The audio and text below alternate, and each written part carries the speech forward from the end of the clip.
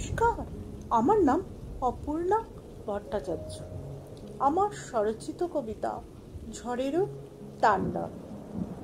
গতকাল সন্ধ্যার পর থেকে সে কি ঝড়েরও তাণ্ডব, তারপরেই অঝুরি বৃষ্টি বাড়ি ধরা।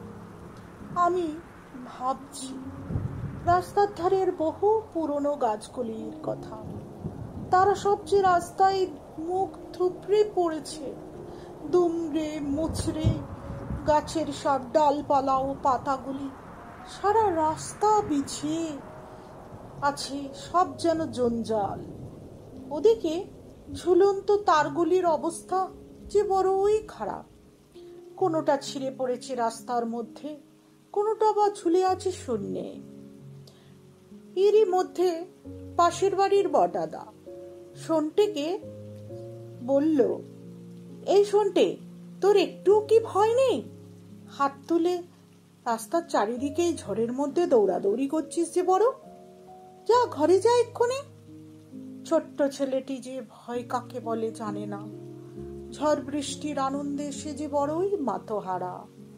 কিন্তু আমরা এদিকে পড়েছি যে বড়ই দুর্বিপাকে। তাতে হলোটাই বাকি। হঠাৎ এসবের মধ্যে আমার শৈশবের স্মৃতিগুলি ভেসে উঠল। ছেলেবেলার সেসব অনেক কথা। এরকমই ছিল, আর বৃষ্টি হতো যে তখন তার সাথে পড়তো কিছু টুকরো টুকরো শিল। কিছু পড়তো আমাদের বাড়ির ছাদে, কিছু পড়তো রাস্তার মধ্যে চারিধার। তাই কুড়াতাম আমরা মহা আনন্দে। দু চারটে মুখেও পড়তাম। আজ এতদিন পর সেসব স্মৃতি মনে পড়ে গেল মনেরও মণিকোঠায়। কিন্তু আজকাল বাচ্চাদের কাছে এসব যে বিলীন। তাদের কাছে বেকার, বাজে যত সময় নষ্ট, যত সব পাগলামি। ঝড়েরও তাণ্ডবে ক্ষতিগ্রস্ত বহু যে বাড়িঘর, রাস্তাঘাট।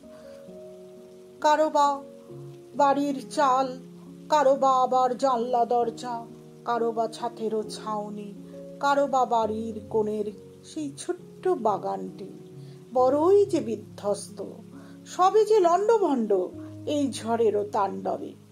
কিন্তু তা সত্ত্বেও প্রতি বছর কম বেশি এই ঝড় বৃষ্টির যে প্রকোপ, মোরা বাধ্য যে তা মানতে।